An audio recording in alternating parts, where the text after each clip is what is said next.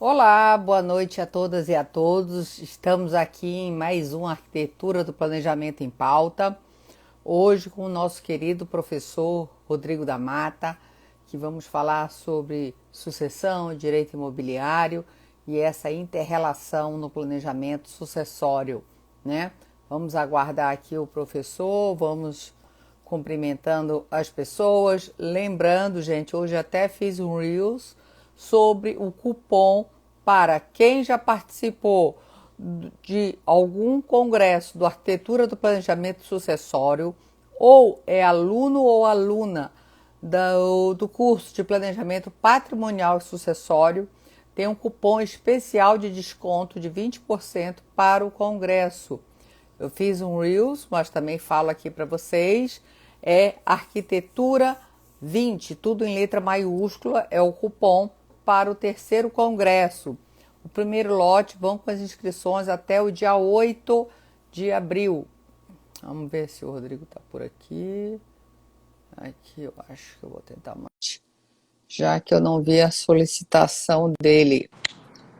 Olá, Olá, tudo bem, Rodrigo. professora? Tudo bem, professora Tudo. Daniele? Tudo bom, Rodrigo? Tudo certo. Boa noite a todos. Então, estava falando aqui que é uma alegria muito grande. Tá dando um pouco de eco. Você está Tá? sentindo? Não, não tô. Tá dando eco? Não, agora melhorou um pouco, Tá. talvez, não sei se o tom. Bem, eu estava falando a todos que você. É uma alegria que você esteja aqui no, no Arquitetura do Planejamento em Pauta, né, que é um projeto aqui também do Arquitetura. Lembrando que o Rodrigo é autor também, junto no tomo 2 com o professor Ives Nascimento, um artigo que é Direito das Sucessões e Patrimônio Imobiliário, o problema da liquidez. Então, esse é o pano de fundo, mas a gente fez um recorte mais especial sobre sucessão e direito imobiliário, já que só ele por si só, né, Rodrigo, já é um tema.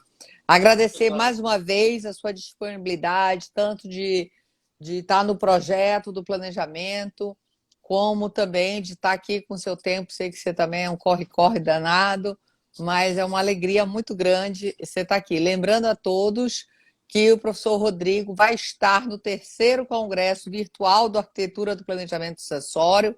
Estava falando para o pessoal até de um cupom de desconto para quem, de 20%, de quem já participou de outros eventos do Congresso um ou dois, e também quem é aluna ou aluno do curso de Planejamento Patrimonial e Sucessório. Eu fiz um Reels hoje, né, que a gente tem que se modernizar nos Com meios de certeza. comunicação. Eu vou falar aqui, o Rodrigo é mestrando em Direito Civil da Universidade do Rio de Janeiro, ó, querido UERJ, administrador judicial habilitado na Escola de Administração Judiciária da ESAGE, pós-graduado em Direito Imobiliário na PUC do Rio de Janeiro e advogado do Marano Advogados. Rodrigo, uma alegria muito grande você estar aqui comigo. Alegria toda As- minha. Toda minha. A professora Daniele Teixeira, além de, enfim, de uma inspiração, de uma professora querida que eu acompanho há bastante tempo, oportunizou a mim e ao Ives, né, esse artigo, falar um pouquinho sobre o planejamento sucessório de direito imobiliário. E eu fico muito feliz, muito satisfeito em poder falar um pouquinho aqui, trocar um pouquinho com essa profissional, com essa professora que eu tanto admiro. Não, mas aqui a gente está tudo em casa, então nada de professora, Daniele, Rodrigo, e vamos lá. Tá ótimo. Rodrigo, dentro aí da pautinha que a gente fez, qual a importância, o papel do direito imobiliário na estruturação de um planejamento sucessório?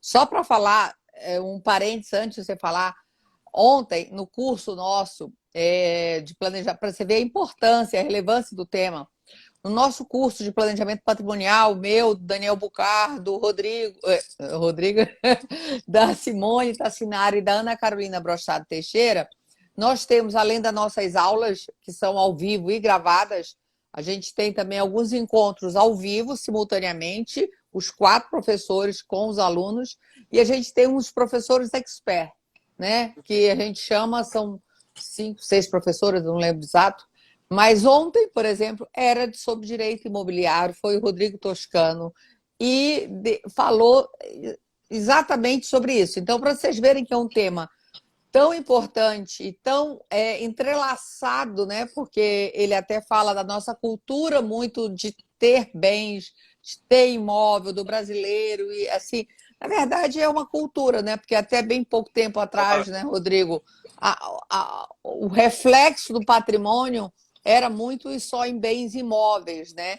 Então tem essa tradição do registro e tal. Então, assim, para vocês verem, entre 6 temas que a gente escolhe, a gente escolheu esse tema. Então, isso é só para Sim. dar o abre-alas para ver que a temática que a gente está trazendo aqui com o Rodrigo é super atual e não tem, eu não, é raro, eu já vi, planejamento sucessório sem bem imobiliário nenhum, mas é muito difícil. Quase todo planejamento tem os bens imóveis, né? E é isso que a gente está falando aqui.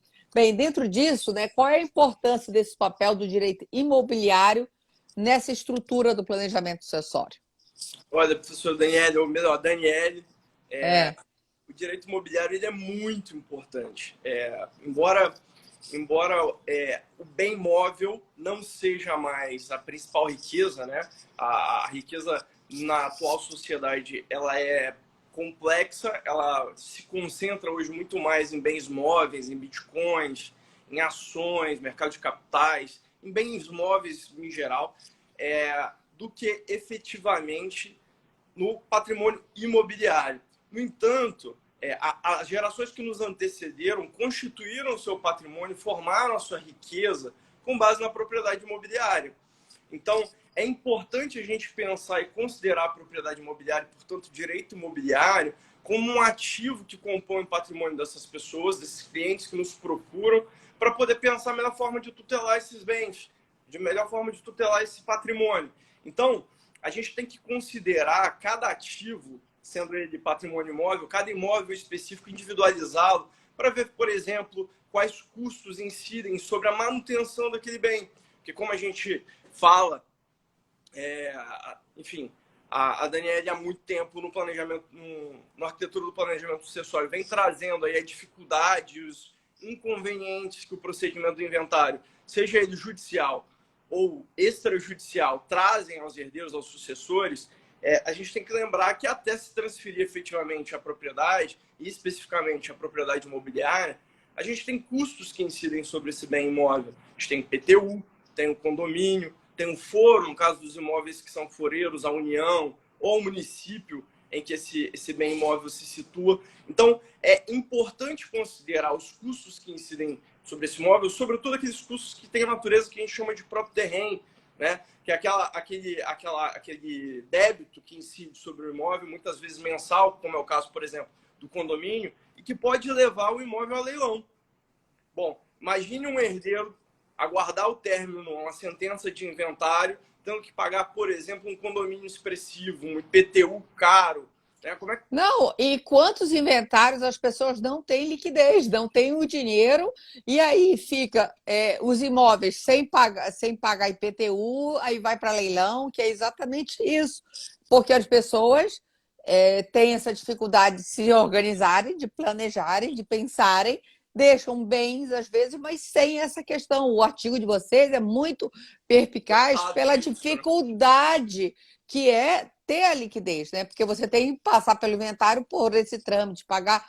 Então, conseguir alvará judicial também é outra coisa que eu digo que é um Parte. ranço da sociedade, É, achar tudo, qualquer repartição, qualquer alvará judicial. Primeiro, nem sabe o que é um inventário extrajudicial. O senso comum a palavra doce é alvará judicial. Como se fosse fácil, né? claro, claro. Não, isso é muito interessante, Daniel, porque a gente já teve a oportunidade de conversar sobre isso.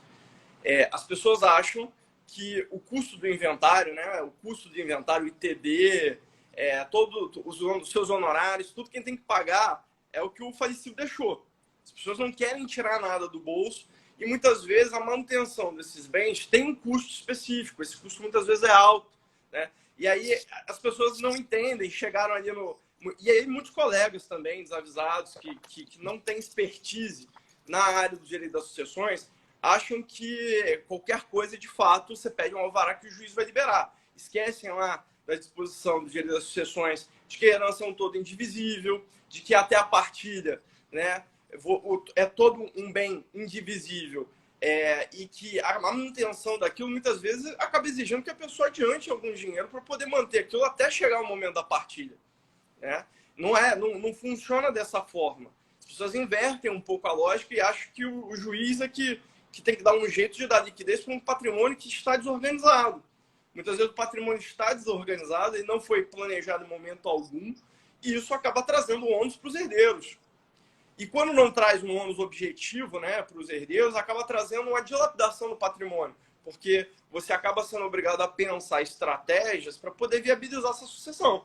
Uma promessa de compra e venda, uma alocação durante um período significativo para ter uma receita, que vai ser essa receita da alocação do imóvel, por exemplo, que vai fazer frente às despesas do inventário, que vai pagar parte do ITD, que vai pagar a cota do condomínio e por aí vai. Não, e inclusive também lembrar que às vezes os integrantes do inventário não têm o mesmo patamar financeiro, uns têm condições, outros não têm. Então, a realidade é que às vezes esses custos são muito difíceis de serem viabilizados, né? Quero agradecer aqui a presença do nosso querido professor Daniel Bucar, professor Ives também, que está aqui nos prestigiando, coautor com o professor Rodrigo desse artigo. E então, assim, na realidade prática, a gente vê essa dificuldade do inventário muito grande, né? E dessa dificuldade aí de liquidez. Ainda dessa parte do direito imobiliário, nós já trocamos ideias, até inclusive nesse artigo também que vocês escreveram. Tem também isso que você falou, não só da riqueza ser concentrada no bem imóvel, como também, eu acho também essa questão registral, né, que é muito característica também dos registros, do direito imobiliário, tudo passar o RGI. Então, isso também... Da burocracia, né? Deixa bem mais... vamos dizer assim. E aí também isso acaba refletindo uma segurança jurídica, só que isso dificulta, né? Porque cria uma maior burocracia. Os bens móveis têm essas vantagens de ser. Mas, por um lado, aí até ontem o professor Toscano falando que todo mundo pensa ter um imóvel, às vezes a economia representa em ter 2 imóveis, mas é muito porque ela foi muito um retrato, né? Claro. E só que essa sociedade foi se transformando. E hoje a gente vê não só os bens móveis serem grandes, né,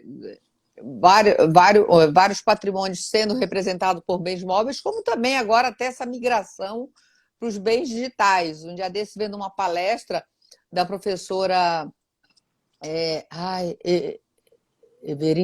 Everilda Brandão, que ela escrevia muito sobre propriedades, sobre essa mudança do conceito para pertencimento, né?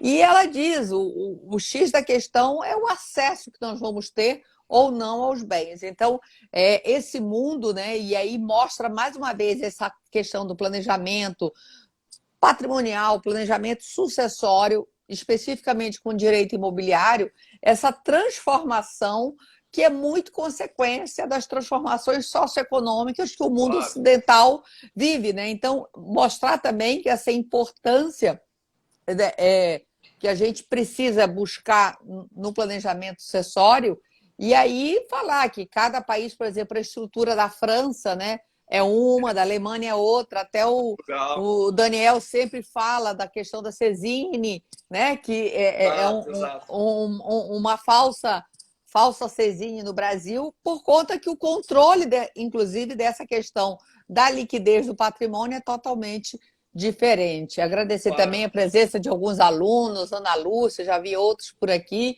sempre estarem nos prestigiando. Muitos amigos.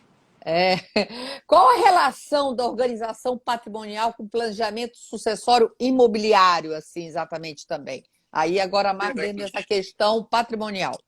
Excelente pergunta. aqui, aproveitando os ensinamentos do professor Daniel Bucar, eu acho que a conexão é umbilical, Daniel. O patrimônio, para ele ser pensado, para ele ser gerido e, sobretudo, para ele ser transmitido, ele tem que estar regular. Ele tem que estar regular. Eu não posso pensar o que eu vou fazer após a minha morte com um determinado patrimônio, e, sobretudo, com um determinado patrimônio imobiliário, se ele está todo irregular. É mais frequente do que a gente imagina um cliente chegar até a porta do nosso escritório e falar assim: eu quero fazer um planejamento sucessório. E aí ele tem, às vezes, um ou vários imóveis, e você vai analisar a documentação do imóvel. Como você disse, o direito imobiliário ele é muito ligado aos documentos, ao registro, à certidão de anos reais e etc. Mas Pode só falar. fazer uma pergunta, destacar aqui Uhum. a importância nessa hora dessas entrevistas que a gente tem, esses primeiros contatos, approaches com o cliente, da necessidade da documentação desses documentos Sem todos, dúvida, sem inclusive dúvida. das matrículas. Às vezes já vi um caso, acho que foi até o Schuman, Gabriel Schuman, que tem um artigo também sobre, no tomo 2, sobre direitos imobiliários e tal, com o André Arndt Ramos, ele falando: Daniela, um dia eu tive eu insistia para o cliente, ele dizia: não, mas o bem já está no meu nome, porque meu pai me passou, não sei o que, ele traz a matrícula e tal. Enquanto o cliente não levou, ele chegou: você estava com razão, ainda não está no meu nome, estava, sei lá, ou não estava o nome do pai dele, era alguma coisa assim que a pessoa tinha certeza e afirmava. Então, é muito importante estar com essa Claro. documentação toda para conosco, advogados, né? Para a gente poder estar começando a esboçar aí caminhos para o cliente, né? Sem dúvida, sem dúvida. Porque às vezes a pessoa acha que está no nome dela, mas ela esquece de qualificar que título está no nome dela. Porque às vezes de fato está no nome dela, mas está no nome de uma promessa de compra e venda. Ela fez uma promessa de compra e venda, levou essa promessa a registro, mas não teve uma escritura definitiva. Então, esse título de promessa de compra e venda, para você pensar em hipóteses aí de uma sucessão, de um planejamento sucessório, não funciona. Você precisa fazer uma definitiva, deixar isso regular, né? E para depois pensar na sucessão, para você colocar, por exemplo, esse imóvel numa holding, para você eventualmente fazer uma doação para o seu filho ou para sua filha. Enfim, para você começar a pensar nesse mosaico de possibilidades que representa o planejamento sucessório, é indispensável que primeiro o documento esteja regular, a titularidade do bem faça sentido, esteja regular. Porque da mesma forma que é necessário ter a regularidade no patrimônio imobiliário, é imprescindível, por exemplo, que se você for pensar na transmissão de uma lancha, de um barco, qualquer coisa assim, ele tem que estar lá regular junto com a Marina, com o órgão responsável por guardar aquele bem imóvel, né? Então, E brasileiro tem um quê de desorganização incrível, né? Isso demais, demais. Porque a é gente tem chato, que é lidar. burocrático, custoso, né? Tudo de ruim, né? Aí, dentro ainda desse trâmite, que eu acho que é muito importante destacar para as pessoas, que, como aqui também a gente pega um público que às vezes não é tanto do direito, então, quando a gente fala em planejamento, às vezes as pessoas pensam muito que planejamento sucessório tem fórmula, ou é só para grandes riquezas, até, de certa forma, quando a gente fala lancha, barco, casa, patrimônio, mas o planejamento sucessório, ele é útil para todos nós que compomos a sociedade. Sem dúvida. Porque quanto mais organização, menos tributos, com certeza, você vai pagar só de você se organizar para aquilo. Ou Claro. você consegue fazer uma cadência disso, um cronograma, de uma regularização.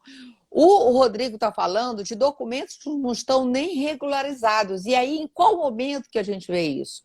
Quando o professor Ives fala que essa entrevista é primordial, não é só essa entrevista, às vezes são algumas, porque esses documentos não são imediatos. E aí é muito importante destacar que planejamento ele não tem fórmula.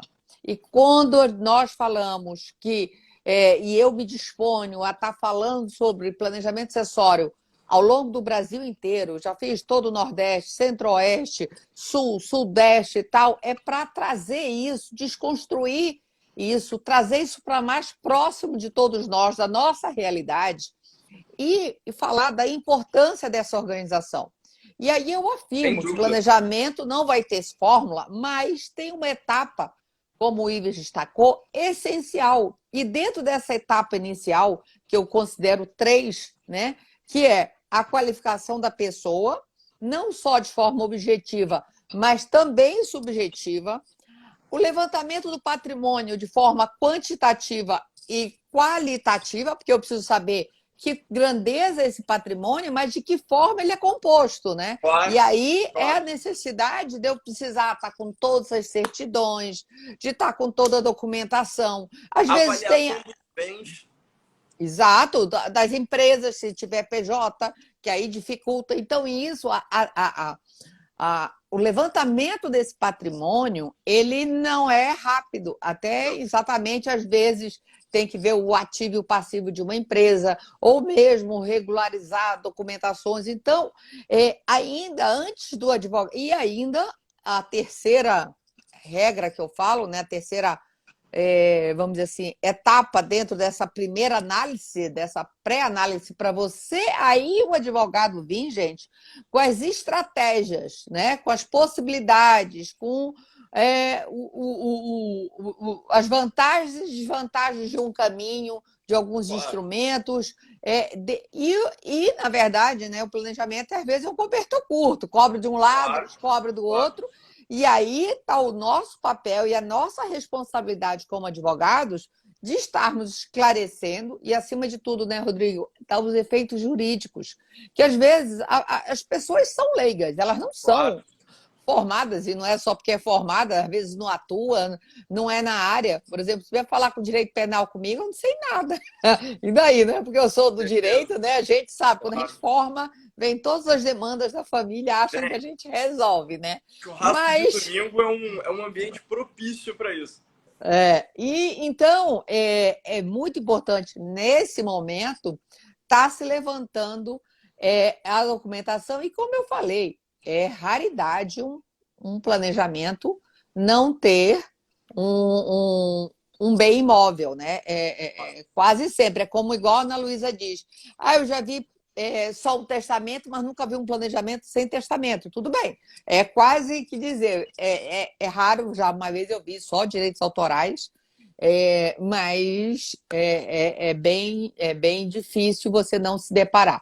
O Ives Eu, fez aqui um comentário, deixa eu só ver. Qualificação da pessoa, levantamento do patrimônio e ainda as estratégias, vantagens e desvantagens.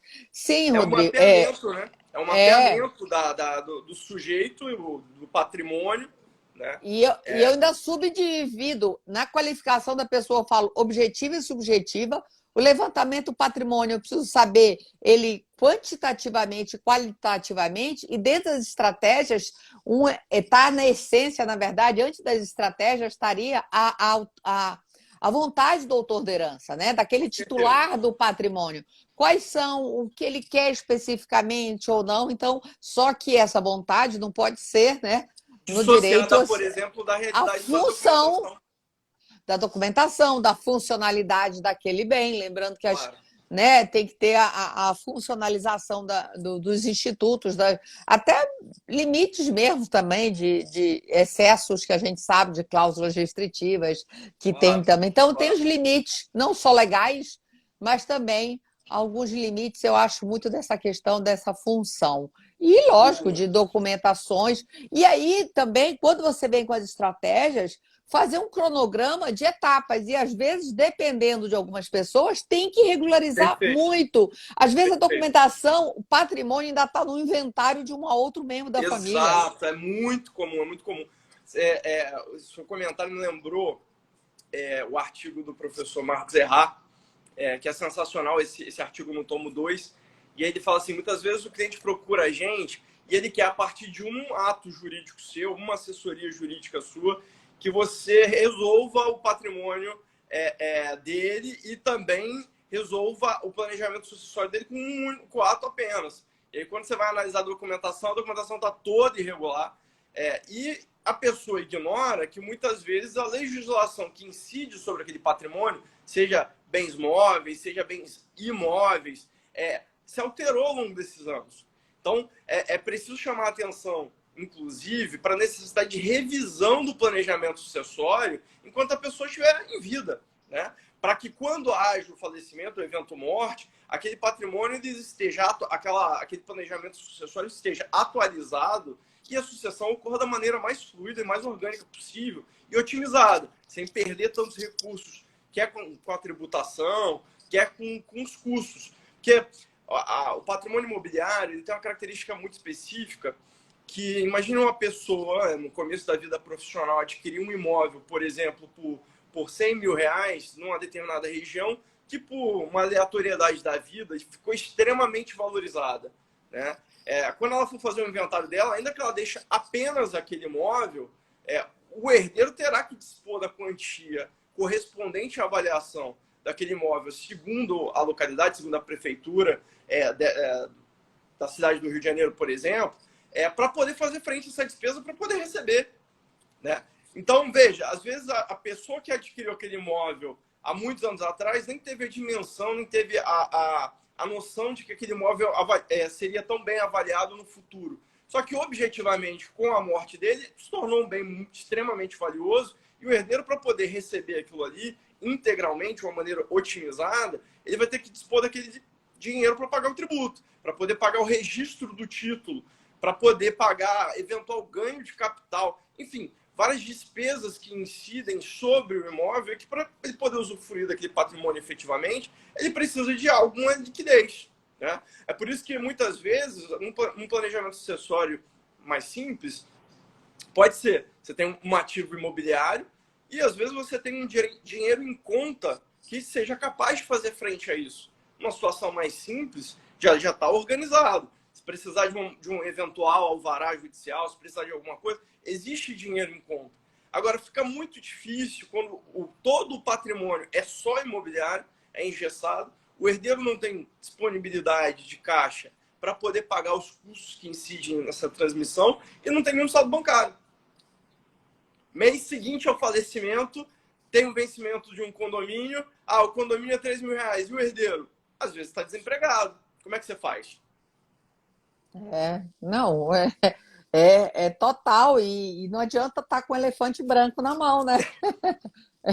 Que isso é o caso do elefante branco, eu não sei o que eu faço com isso. E aí, dentro dessa sua fala, me chamou a atenção dois, eu até anotei aqui, que é a questão da revisão, né, que você falou, e teve um outro ponto que agora já me passou, não anotei, mas a questão da revisão, isso também é essencial em um planejamento sucessório, gente. Não é porque você fez um planejamento e ficou resolvido o resto da sua vida. Não. Exato. Aí, às vezes, as pessoas também perguntam assim, não, só, mas eu tenho que fazer, então, todo momento, porque eu digo que, além de eventualmente, tem pessoas que falam 10 anos, eu acho muito, 5, eu já estou achando que com 3 anos tem que estar se vendo. Ontem o Rodrigo Toscanta falou até que anualmente, época imposto de renda e tal, dá uma olhada. Eu acho que anualmente é muito, mas assim, no máximo entre 3 e 5 anos. Por quê? Primeiro, gente, se mudam algumas circunstâncias que não são. Lógico, a sua vontade pode mudar do titular, pode mudar, tudo bem. Mas tem fatores que independem de você. Pode ter uma alteração legislativa. Agora, por exemplo, em 2002 tornou o cônjuge herdeiro necessário. Cônjuge, agora com a decisão agora não, já tem 2 anos a decisão do STF, a inconstitucionalidade do 1790 traz o companheiro, dentro da grande maioria da doutrina majoritária e da jurisprudência, entende que o companheiro é sim herdeiro necessário.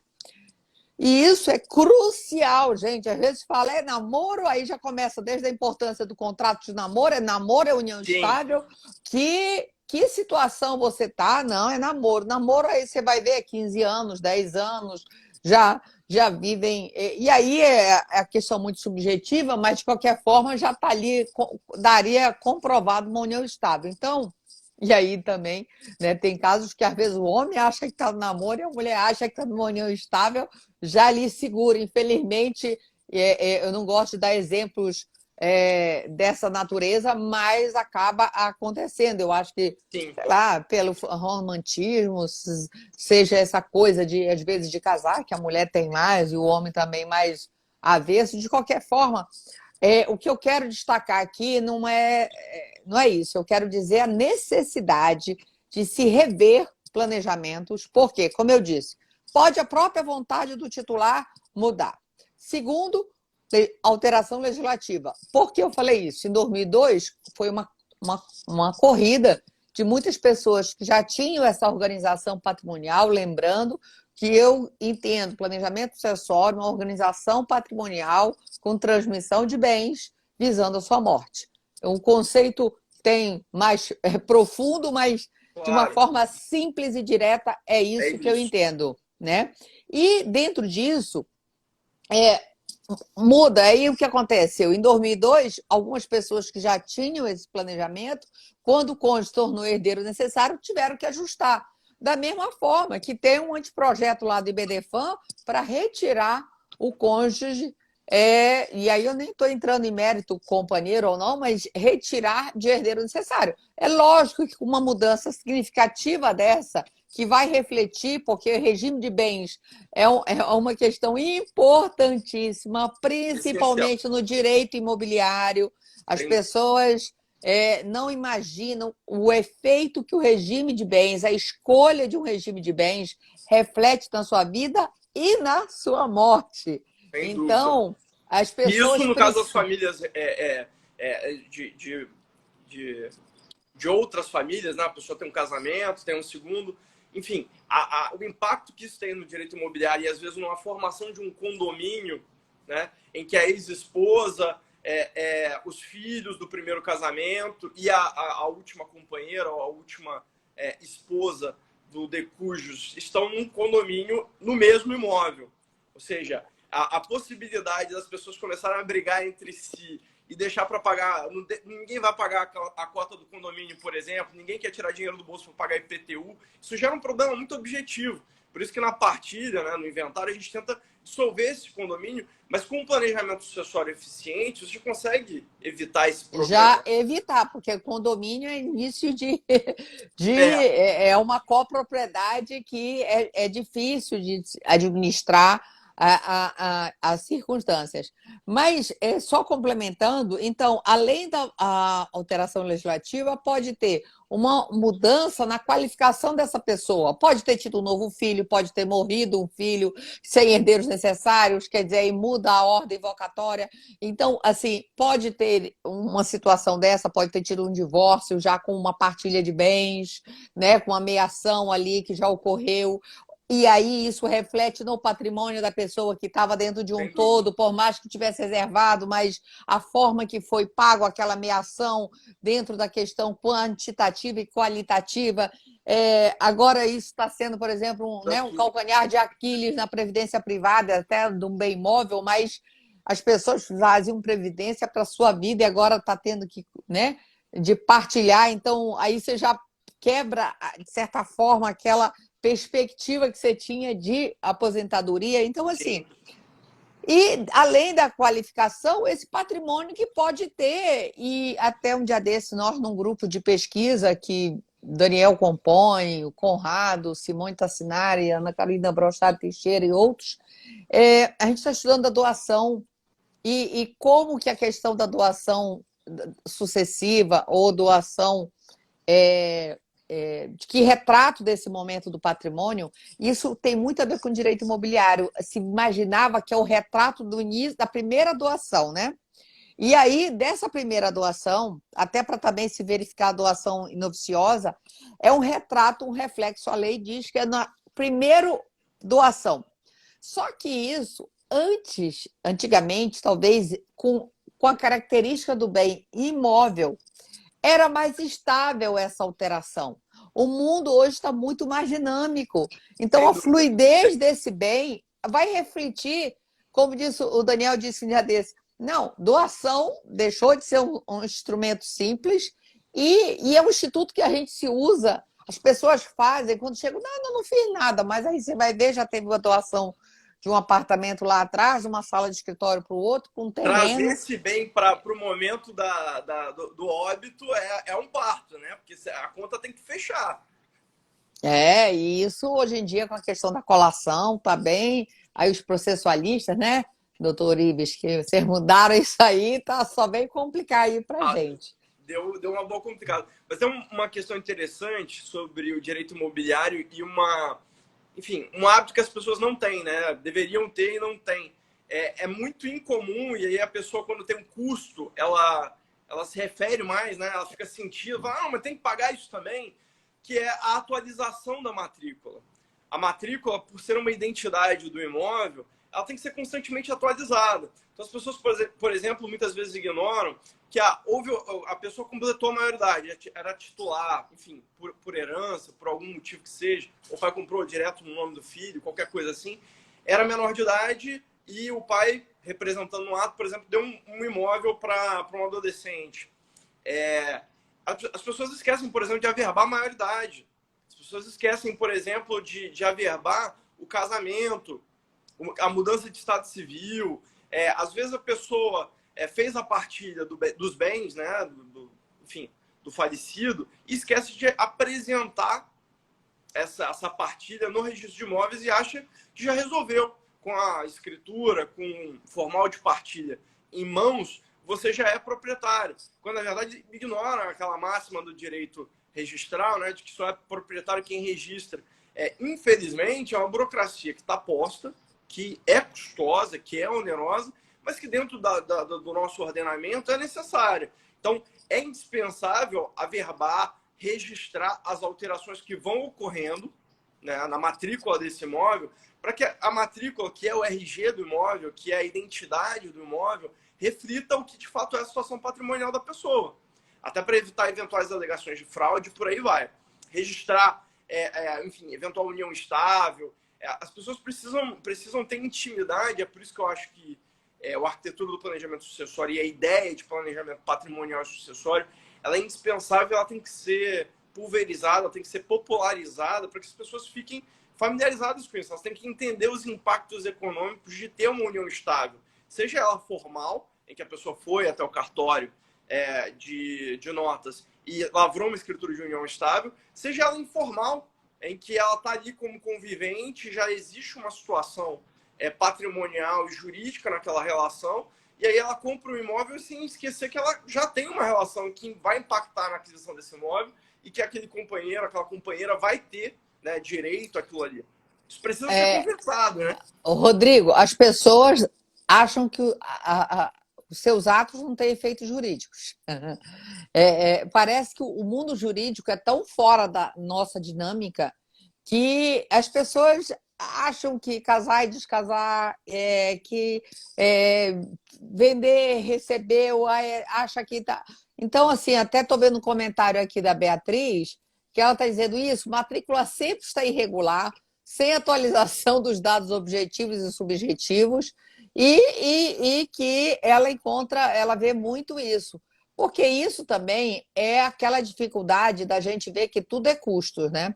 A gente sabe, fala tributação, ITCMD, ITD, as pessoas dão um pulo daquela altura. Como tem que pagar tudo isso? Sendo que nós sabemos, pelo estudo aí dos nossos queridos Caio Pires, também nos prestigiando, coautor aqui, tanto com o Daniel quanto no tomo 2, com o artigo autônomo sobre legítima, que é o tema da dissertação dele, que foi defendida brilhantemente lá na UERJ também, Direito Civil. Mas sensacional. E essa questão também da tributação, que a gente sabe que a média nacional, o Daniel, acho, se eu não me engano, fala de 3,5, 3,27, 3 e uma coisa, tem um 7 aí que eu memorei. 3 e tem um 7, agora se é 5, 7, informa, é menos de 4% que se paga no Brasil de TCMD. Isso é um dos menores tributos de transmissão de bens do mundo, né? Então, assim, não estou aqui falando que tem que aumentar, eu estou dizendo que o que se paga é pouco por esse tipo de imposto, né? Sem perto dúvida. Até de outras situações. E então, ai, meu Deus do céu. O Ives lembrou aqui um contraponto que o professor Daniel e o professor Caio fazem, né? De comparar o imposto de transmissão patrimônio que se acumulou a vida inteira, a alíquota é muito menor, por exemplo, do que o tributo que o cidadão paga para poder comprar um arroz, né? De fato, De existe uma inversão de imposto. valores aí, né? Com certeza. Então, assim, é muito importante aí dentro disso, só complementando aqui, já falamos de certa forma, mas só para trazer aqui dentro das perguntas que entre os principais dilemas enfrentados pelo cliente, né, os custos devem ser considerados no realizamento do planejamento acessório dos bens imóveis. Sem dúvida. Além, que custos? Fala um pouquinho mais sobre esses custos e como se dá essa situação. Além Claro, do TCMDs, eu estou falando, claro, de claro. mais ligados aos bens imóveis. Como a gente estava falando, né, o direito imobiliário no planejamento sucessório, ele flerta ali também com o direito das sucessões, com o direito tributário. Existem outros ramos, e às vezes até o direito internacional, no caso da sucessão internacional. Né? É importante entender que existe uma fluidez aí entre esses ramos de direito e que muitas vezes eles não se comunicam muito bem entre eles, e pior, às vezes os órgãos responsáveis pela fiscalização de recolhimento de taxa ou de tributo de respectiva área do direito, às vezes eles não se comunicam entre eles, né? É o caso, por exemplo, muitas vezes a Secretaria de Fazenda, o RGI e por aí vai. Mas é importante considerar que sobre o patrimônio imobiliário, você tem a necessidade de ter um registro geral de imóveis. Assim, o ordenamento pôs para a gente a necessidade de você ter um registro geral de imóveis. Acima de 30 salários mínimos, né, a transação de qualquer bem imóvel acima de 30 salários mínimos é indispensável que seja feito por escritura pública. Então, por exemplo, se você vai fazer uma compra e venda, você precisa de um cartório de notas, que vai fazer um escrito público, como bem lembra o professor Daniel Bucar, que vai ensejar na transferência desse imóvel. Só que essa transferência, esse título, que nada mais é que um contrato feito pelo cartório de notas, e que nós poderíamos fazer, mas por uma decisão legislativa, se entendeu que acima de 30 salários mínimos, esse escrito público, esse contrato, tem que ser feito pelo tabelião, pelo escrevente, você vai ter o custo do escrevente também. Então, além de alterar a situação do Registro Geral de Imóveis, para que o Registro Geral de Imóveis aceite esse título, transacionando o imóvel acima de 30 salários mínimos, você precisa ter um outro custo, que é o custo do escrevente. Então, você tem dois emolumentos diferentes aí nessa transação. Se você for fazer uma doação, se for fazer uma compra e venda, muitas vezes, em alguns casos, uma integralização de capital, você também vai ter que considerar o custo. Você vai ter Com certeza tem que se fazer a conta, porque também é uma ficção achar que holding é sinônimo de planejamento sucessório ou que é remédio para todos, né? O artigo aí muito bem, tanto no tomo 1, tomo 2, da professora Simone Tassinari, traz bem chama atenção para isso. Num ela escreveu com um tributarista e no outro ela escreveu com um societário. E a gente teve uma excelente aula, que inclusive, gente, está aqui no meu feed. Uma aula aberta que nós fizemos, nós 4 professores, eu, Daniel Bucar, Simone e a Ana Carolina, com o Fernando Graef, e aonde ele fala claramente que nem sempre a holding, e muito, ontem o Rodrigo também enfatizou do que, como se fazia e como hoje em dia os estados, né? As procuradorias também estão visando essas circunstâncias, estão observando todo esse trâmite, fiscalizando. Se tem Então, isenção, de fato, não tem. e aí, como a gente tem 27 estados com legislações diferentes, a isenção em um estado não é no outro, e isso também é muito importante, ligado ao direito do imóvel, do imóvel, lembrando que a natureza é próprio terreno, né?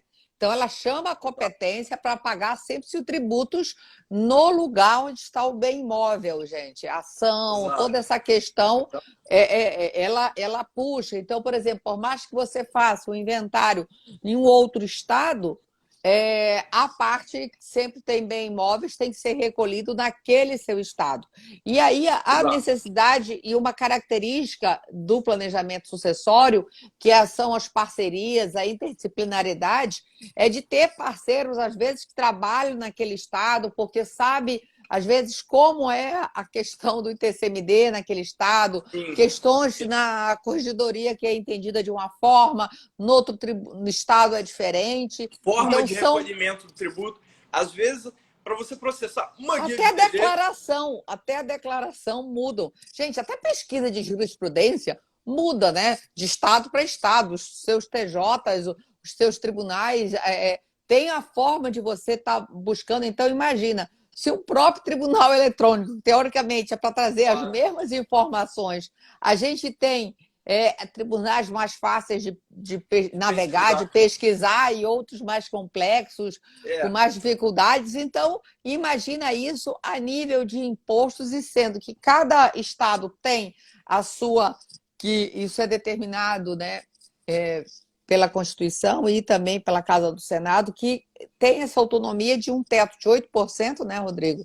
Que hoje, e muda, o Caio está dizendo, muda demais. Um baita desafio trabalhar em questões sucessórias nos vários estados do país. E aí eu recomendo, Caio, sempre ter, às vezes, um polo, um apoio naquela cidade para saber como esses melindres, esses meandros da situação tem como funcionam, né? Com É certeza. muito interessante porque é assustador pensar como as secretarias de Fazenda são desorganizadas nesse aspecto, né? Às vezes o contribuinte está querendo pagar, ele para poder viabilizar um planejamento sucessório, às vezes um divórcio, às vezes para fazer um inventário, o contribuinte está com dinheiro, ele quer pagar, só que a burocracia e o funcionamento daquele órgão, daquela secretaria de Fazenda, impede, viabiliza praticamente. Você tem todo um esforço para poder conseguir viabilizar o recolhimento daquele tributo. O que não faz o menor sentido, né? Porque deveria, muito pelo contrário, a receita para o Estado deveria ter uma simplificação nesse procedimento, mas infelizmente essa simplificação não existe.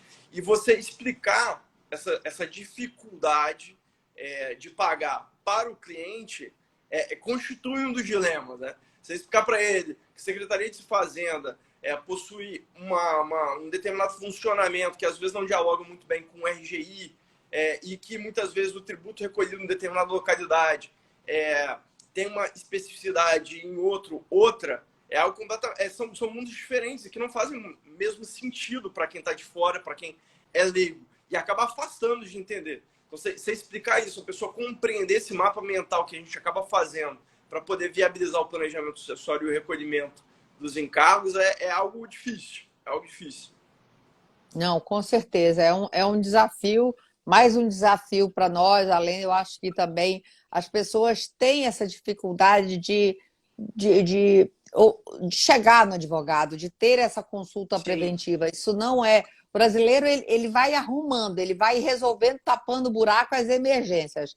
E isso é uma mudança de cultura que nós temos que ter. Olha, Né? E é por isso que eu sou tão apaixonada pelo pelo planejamento, tema. por essa forma de trabalhar, né? De uma advocacia muito mais preventiva, consultiva, menos desgastante do que a questão dos prazos, do contencioso e do litígio, né? E hoje Claro. você vê as estratégias de arbitragem, de mediação, cada vez estão muito mais mudou-se o conceito, né? Quem é bom de briga vai para a luta, e isso litígio judiciário hoje é perda de dinheiro, então é perda, é E no caso ineficácia. do direito das sucessões, né, Daniela? É ainda pior, né? Porque quem aqui nunca ouviu falar de um inventário que durou 15, 20, 30 anos? Você via, mesmo quando era processo eletrônico, porque a gente tem que bater lá a barriga eventualmente balcão. tem que ir no balcão, né? A gente via processos físicos, sei Imenso. quantos, processos de 38 anos, sei lá quantos. Então, isso é uma realidade, né? Então, e aí falta também, eu acho que desde do bom senso também, às vezes, entre esses herdeiros. Eu acho que hoje as pessoas, pelo menos, otimizam que querem apurar aquilo. Ah, então vamos, querem vender, então vamos lá. Tem que chegar, porque ficar brigando, seja dificultando, Isso é Todo mundo prejudicial para perde. todos, A todo mundo gente, perde, a gente teve né? alguns casos aqui no escritório interessantes, mas assim, é muito interessante observar a dinâmica, né? De herdeiros que começaram num processo brigando depois de 8 anos, depois de 10 anos, precisando de dinheiro, porque teve alguma contingência, precisou de dinheiro, sabe que tem dinheiro lá no inventário para receber do pai ou da mãe, e aí vira e fala assim: não, vou ceder naquele ponto, que era só uma questão de orgulho, porque eu preciso do dinheiro. E aí as coisas fluem, você senta, faz acordo, todo mundo adulto, chega a um denominador comum, recolhe o tributo e vida que segue. As pessoas seguem seu caminho, cada um recebe seu quinhão e acabou. A ideia é para ser um procedimento, não um martírio, né? E as pessoas acabam transformando isso numa lavação de roupa suja estatal, institucional, em que o juiz e todo mundo participa disso. E eu acho que uma das vantagens também do planejamento e nessa organização é você determinar o momento que você quer isso. Então, eu acho que assim, desde regularizar essa documentação, do que você tem, esse levantamento, que aí eu acho que é em torno disso. Eu acho não, eu acho é achismo. Né? Claro, Você tem que ter claro. noção, tem que deixar o dinheiro para o imposto, de como é que você faz, você tem várias formas de deixar essa liquidez. Então, agora, eu até acho que assim, esses casos de 8, 10 anos, hoje em dia a gente praticamente não está mais deixando, que hoje em dia você vem muito com essa questão da mediação, mostrando, porque é isso, muitas vezes é uma questão de orgulho, de um entendimento. Sim, Quantas vezes está ali numa penimba, não vou ceder. E a negociação, o que ela destrava é mostrar, não é só o que você vai ceder, é o que você vai ganhar. O grande certeza. crave da mediação é essa mudança de foco. Claro. E aí você vê, não, então eu vou estar sendo, né? É, literalmente é burro de ficar brigando e rasgando dinheiro, a não ser que realmente quando uma forma. Bem, Rodrigo, a gente já está caminhando aí para o nosso final, né? E já quase no nosso horário, eu quero te deixar agora um pouco antes da conclusão, para você fazer sua conclusão, de aspectos importantes, relevâncias que você possa dar de dica aí para quem está nos ouvindo, em relação ao direito imobiliário e planejamento, uma coisa que não deixem de ver. É, dentro da sua síntese, o que você pode deixar aí de dica aí para as pessoas estarem atentas e não cometerem tantos erros nessa falta de organização? Primeiro eu quero agradecer o espaço, né? Poder trocar aqui com você sobre esse tema que é tão interessante. Parabenizar mais uma vez o papel que você tem dentro do planejamento sucessório nacionalmente, sobretudo a importância que isso representa para a população em geral. Ter a consciência de que você precisa organizar seu imóvel para transmiti-lo de maneira eficiente é algo que é muito importante e é assustadoramente recente. Então, eu acho que isso é uma forma de conscientizar nossos colegas advogados a mostrarem para os seus clientes que quanto mais eles organizarem e pensarem nesse planejamento sucessório, mais eles vão deixar para os seus, né? Você vai ter ali uma possibilidade do seu neto, do seu filho, ter aquele ativo no patrimônio durante muitos anos. E o direito imobiliário não é diferente. A importância da manutenção do bem imóvel e de considerar tudo aquilo que incide, quais as relações tributárias, registrais, incidem sobre aquele bem imóvel, é algo muito importante para que o patrimônio se perpetue e para que a gente seja, de fato, uma sociedade rica, porque dentro de uma lógica capitalista, é importante entender que esse ativo imobiliário, ele tem um papel. Ele tem um papel voltado lá para o direito à moradia, mas ele também tem um papel de ativo econômico que tem liquidez, que pode representar muitas vezes a manutenção de uma família, de dar um teto, mas também de poder vender, comprar algo melhor, de poder haver uma progressão. Então, organizar patrimônio é, antes de tudo, organizar e fazer planejamento sucessório é, antes de tudo, uma forma de você manter a sua estrutura familiar bem, saudável. Né? Então, é aquele pensamento antigo de dizer, não, deixa que o outro resolve, isso fica para quem resolve, muitas vezes não dá para resolver. Ou a solução é muito onerosa. E aí vai ser, de fato, um inconveniente que prejudica gerações. A gente vê isso dentro do escritório, a dificuldade muitas vezes que a pessoa tem de se livrar de um imóvel. É o paradoxo, as pessoas acham que ter um imóvel é a melhor coisa do mundo. Mas a gente, dentro da experiência da advocacia, escuta de determinados clientes o seguinte: gente, mas não tem ninguém querendo receber esse imóvel, eu dou. Eu não quero nada, mas eu quero me desfazer desse imóvel porque tem um custo muito alto de IPTU, um custo muito alto de condomínio, ou tem algum problema de estar próximo de uma área de comunidade ou de desmoronamento. Não, e também a Acontece essas questão coisas. ambiental, né? Hoje em dia isso também é essencial. Sobretudo com base naquele entendimento do STJ, né? O STJ até simulou a questão de que a responsabilidade não é só às vezes a responsabilidade originária, né? É daquele que vendeu o imóvel, por exemplo, aquele que sucedeu o imóvel, mas o atual proprietário vai responder e existe a discricionalidade de cobrar desse que está na posse do imóvel ou dos anteriores. Então, assim, às vezes o problema, ele é um problema, às vezes o imóvel é E um não abacaxi. só, e não só também, às vezes pode ter multas que às vezes podem valer mais numa região dessas assim, às vezes, que você já de encostas e entra, tem invasões, tem às vezes multas ambientais que são mais caras que o próprio, às vezes, a Exatamente, liquidez que o imóvel exatamente. possa estar ali desvalorizado ou com essa. Então, isso realmente se torna alguns abacaxis, alguns imóveis. Eu lembro uma vez de um inventário, uma casa que era maravilhosa no Cosme Velho. E uma casa que valeria alguns apartamentos na Zona Sul em determinado momento. Hoje em dia, no Corme Velho ali em Laranjeira, várias. E aí era uma casona imensa, que ninguém quer comprar uma casa mais ali, você quer que você tenha uma segurança num Claro, condomínio, alguma claro. coisa assim, Sem e dúvida. lá não pode ser questão comercial.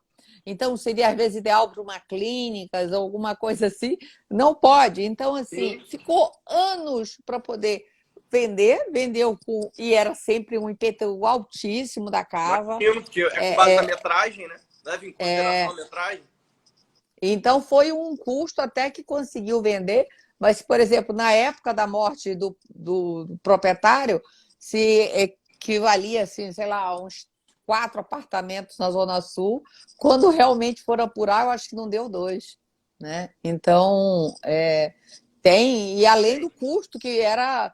E agora, lembrei do outro ponto. Lembra quando eu te falei da revisão que você falou? Sim, Uma outra característica também é que, às vezes, muito isso eu conversava com o Zeno, que tinha uma experiência de cartório muito grande.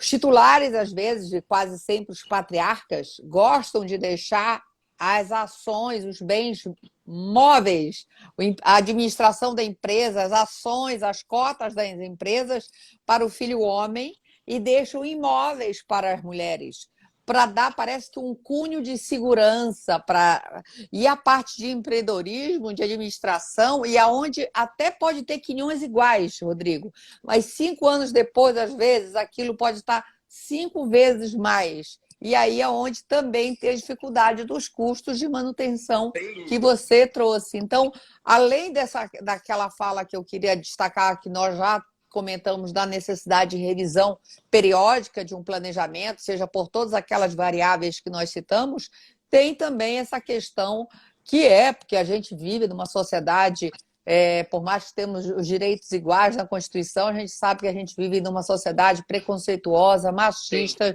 com distorções tanto de gênero, de níveis sociais, claro. de raça, de tantas questões, né? Então, isso é muito importante também e é uma característica que o brasileiro tem de falta de organização, de falta Sem de dúvida. determinar por pactos, de regularizar. Não é à toa que a união estável é o maior estado civil das pessoas, regime de bem, porque as pessoas vão Vão indo, casando. deixa a vida me Vão, levar, né? é, mas isso. Eu sempre digo, eu adoro o Zeca Pagodinho, mas esse negócio da vida me levar, não. Minha vida tem que ter leme, tem que ter motor elétrico, tem que ter vela, tem que ter todas as opções Com conforme certeza. o tempo a gente tem que se utilizar dos recursos. Rodrigo, muito obrigada mais Eu que uma agradeço. vez. Antes de fechar, eu só quero agradecer as pessoas também que nos prestigiaram, que estão aqui nos ouvindo, ou quem vai nos ouvir posteriormente. Dizer também, convidar todos para o terceiro congresso, onde o professor Rodrigo vai estar presente também, falando lá conosco, terceiro congresso virtual da arquitetura do planejamento sucessório, que tem o primeiro lote com preço especial se encerrando agora, dia 8 de abril, né? O congresso é dia 22 e 23 de julho, e está com temas sensacionais. Lembrando que é um novo evento, é um evento inédito, porque cada evento nós mudamos os temas, os palestrantes, né? Tem alguns sempre estão presentes com a gente, como o professor Daniel Bucar, mas sempre falando, e ele vem com um tema super interessante, vem falando de codicilo, né? Que é um instrumento que nós, advogados, não temos a cultura de utilizar, temos que ver todo esse potencial que o codicilo pode nos trazer, né? E também falar do nosso curso de planejamento patrimonial e sucessório, que nós estamos com essa segunda turma, com as inscrições também até agora, dia 8 de julho, né? Venham aproveitar esse espaço onde nós centralizamos em um curso, nós 4 professores, eu, Daniel, Simone e Ana Carolina, da melhor forma, nos dedicando e passando para vocês de uma forma concentrada todo o nosso conhecimento que a gente gosta, que eu acho que é importante, é isso, é mudar essa cultura, né, Rodrigo? É das pessoas. De aprender com os melhores, né, Daniel? Não, mas a gente faz com muito carinho e atenção e nos dedicando ao máximo. Gente, Rodrigo, mais uma vez, muito obrigada pela sua disponibilidade de tempo. Gente, até a próxima, até terça-feira que vem, próxima live. Até, pessoal. Tchau, tchau.